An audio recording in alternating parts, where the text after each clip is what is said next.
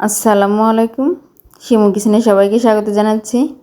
আজকে আপনাদের সঙ্গে আমি একটা ব্লগ ভিডিও শেয়ার করব। এই ধরনের ভিডিও অবশ্যই আমি করি না, কিন্তু আমার দূরপ্রবাসী এক বন্ধু রিকোয়েস্টে এই ভিডিওটা আমি আপনাদের সাথে শেয়ার করছি। আমাদের বিবাহবার্ষিকীতে কী কী আয়োজন করেছিলাম তারই সামান্য কিছু ভিডিও ক্লিপ আপনাদের সাথে শেয়ার করব। প্রথমে দেখাচ্ছি মুরগির মাংস রান্না। এর জন্য প্রথমে আমি মশলাগুলো ভালোভাবে ভুনা করে নিয়েছি। মুরগির মাংসের যে মশলাগুলো ব্যবহার করা হয় সেগুলোই। তারপরে এখানে আমি দিয়ে দিয়েছি লবণ হলুদ দিয়ে ভেজে রাখা চিকেনগুলো। চিকেনটা দিয়ে মশলার সঙ্গে খুব ভালোভাবে মিক্স করে নেব। চিকেনটা ভেজে রান্না করলে না চিকেনটা খেতে অনেক টেস্টি হয় আর স্বাদটা অনেক সুন্দর আসে। এবার এর মধ্যে দিয়ে দিচ্ছি আগে থেকে লবণ হলুদ দিয়ে ভেজে রাখা আলুটাও ভেজে দেওয়ার চেষ্টা করবেন, এতে করে রান্নার স্বাদটা অনেক সুন্দর হয়। আলু এবং চিকেনটাকে মশলার সঙ্গে ভালোভাবে নেড়ে চেড়ে কষিয়ে নিচ্ছি। মশলাটা যখন আলু এবং চিকেনের সাথে ভালোভাবে মাখা হয়ে যাবে সে পর্যায়ে কিন্তু দিয়ে দিতে হবে ঝোলের পানি। আর যত ভালোভাবে কষাবেন খেতে কিন্তু দারুণ টেস্টি হবে। তো আমার এটা কষানো হয়ে গেছে। এবার এখানে আমি ঝোলের পানিটা দিয়ে দিচ্ছি।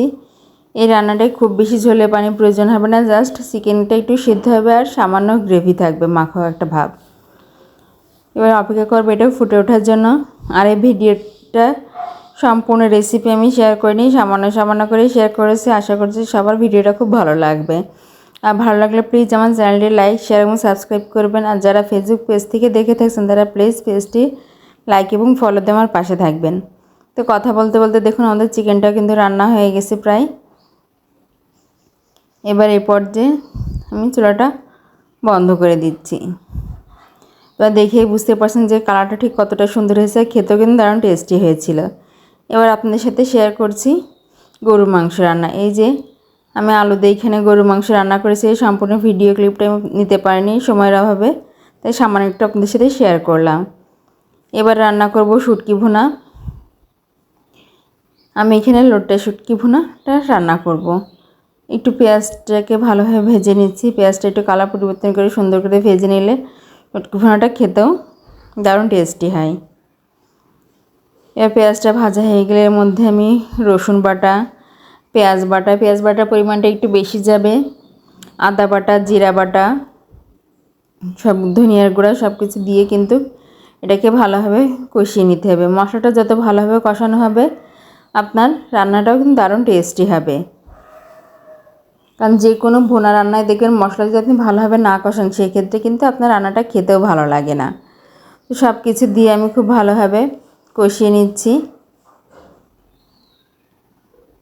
মশলাটা থেকে যখন তেলটা ছেড়ে উঠে আসবে তখনই বুঝতে হবে যে মশলাটা কষানো হয়ে গেছে। এর মধ্যে আমি জিরে গুঁড়ো, ধনে গুঁড়ো, লাল মরিচের গুঁড়ো, হলুদ, লবণ সব কিছু দিয়ে দিয়েছি। এই পর্যায়ের মধ্যে দিয়ে দিচ্ছি আমি আগে থেকে ভেজে রাখা লোটটা শুটকিটা আমি ভালোভাবে পরিষ্কার করে কেটে গরম পানিতে দিয়ে পরিষ্কার করে একটু হলুদ মাখিয়ে ভেজে নিয়েছিলাম।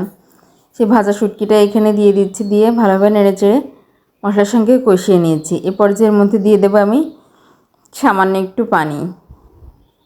এই পানিটার মধ্যেই রান্নাটা হয়ে যাবে, এখানে খুব বেশি পানির প্রয়োজন হবে না। এই যে সামান্য 3/4 কাপের মতো পানি দিয়েছি আমি। যখন দেখবেন যে তেলটা উপরে উঠে আসছে সে পর্যায়ের মধ্যে আমি সামান্য একটু ধনেপাতা কুচি দিয়ে দিচ্ছি। ধনেপাতা কুচিটা দিয়ে আবারও নেড়েচেড়ে ভালোভাবে মিক্স করে নামিয়ে নিলে কিন্তু আমাদের শুটকি ভুনাটা রেডি। তো ভিডিওর শেষে আপনাদের জন্য কিছু সারপ্রাইজ আছে। আমি ভিডিওতে এখানে 2টো কেক তৈরি করেছিলাম, সেটাও শেয়ার করেছি ম্যারেজ ডে উপলক্ষে। আর এখানে রান্না করে নিয়েছি ছোলার ডাল এবং ডিম। এই ছোলার ডাল দিয়ে ডিম রান্নাটা সবারই অনেক পছন্দ, এই জন্য এইভাবে আমি ছোলার ডাল এবং ডিম রান্না করি। ডিম ভোনার থেকে এই ছোলার ডাল দিয়ে ডিম রান্নাটাই সব থেকে বেশি ভালো লাগে। তো এইভাবে আমি রান্নাটাও করে নিয়েছি। এছাড়া আরও আয়োজন ছিল, আমি নিজে বাসায় দই বানিয়েছিলাম, সেগুলো মিষ্টি আরও নানা ধরনের কিছু রেসিপি ছিল। সবগুলো ভিডিও ক্লিপ আমি নিতে পারিনি, আপনাদের সঙ্গে শেয়ার করতে পারিনি। সামান্য যতটুকু পেরেছি সেটা আপনাদের সঙ্গে শেয়ার করলাম। আশা করছি ভিডিওটা সবার খুব ভালো লাগবে। আর সবাই আমাদের জন্য একটু দোয়া করবেন। আর ভিডিওটা ভালো লাগলে অবশ্যই লাইক এবং কমেন্ট করে পাশে থাকবেন। ধন্যবাদ।